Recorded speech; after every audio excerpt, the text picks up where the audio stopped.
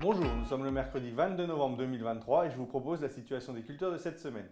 En ce qui concerne les colzas, on observe maintenant un ralentissement qui est quand même assez marqué de la végétation avec des feuilles qui entrent en sénescence. Donc c'est le moment idéal pour réaliser les pesées entrée-hiver. Cette année, les pesées sont d'autant plus importantes qu'on a des belles biomasses de colza et si on a un hiver rigoureux avec des pertes de feuilles importantes, c'est tout de l'azote qu'on ne devra pas rapporter au printemps. Donc cette pesée est importante. Je vous rappelle que pour faire la pesée, il faut réaliser 4 prélèvements d'1 mètre carré dans une zone homogène de la parcelle, de préférence quand la végétation est sèche. Gardez cette valeur qu'on remettra en parallèle de la pesée sortie d'hiver. Au niveau des larves d'altise, c'est toujours hétérogène en fonction des parcelles, puisque dans les observations de cette semaine, ça va de 1 à 10 larves par pied. Donc je vous rappelle que le seuil d'intervention est de 5 larves par pied, donc faites des observations en parcelle ou encore mieux une berlaise pour voir la pression dans votre parcelle. Même si les températures baissent, il est encore un peu tôt pour réaliser les kerbes. On va plutôt envisager les kerbes à partir de la semaine prochaine au vu des températures annoncées.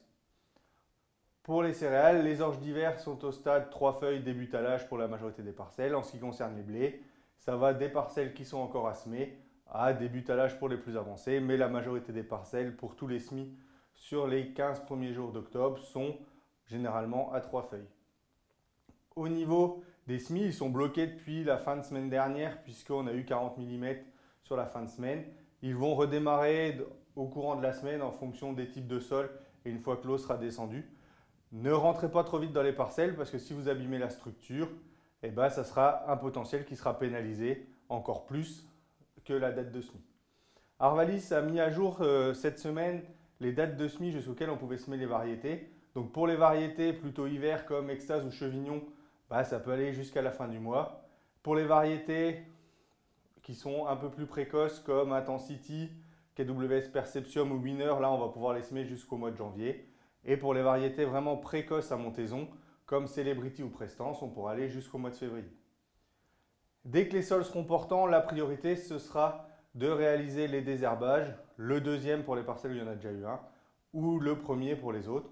On va garder les mêmes produits parce que ça reste à l'heure actuelle les produits les plus efficaces.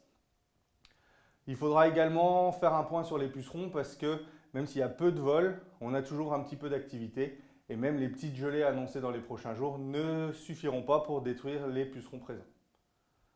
Enfin, dernier petit point, au niveau de la destruction des scipions, on voit que ça a démarré, mais c'est la même chose. Attendez que le sol soit quand même ressuyé, que l'eau soit descendue, puisqu'on voit dans la plaine des parcelles avec des ornières lorsqu'on broie la moutarde. Donc c'est déjà un sol qui aura des problèmes de structure pour les semis du printemps prochain. Donc ne soyez pas trop pressés, attendez que l'eau descende, que le sol ressuie un peu pour éviter de marquer, pour avoir des problèmes de structure pour l'année prochaine. Je vous souhaite une bonne semaine, à la semaine prochaine.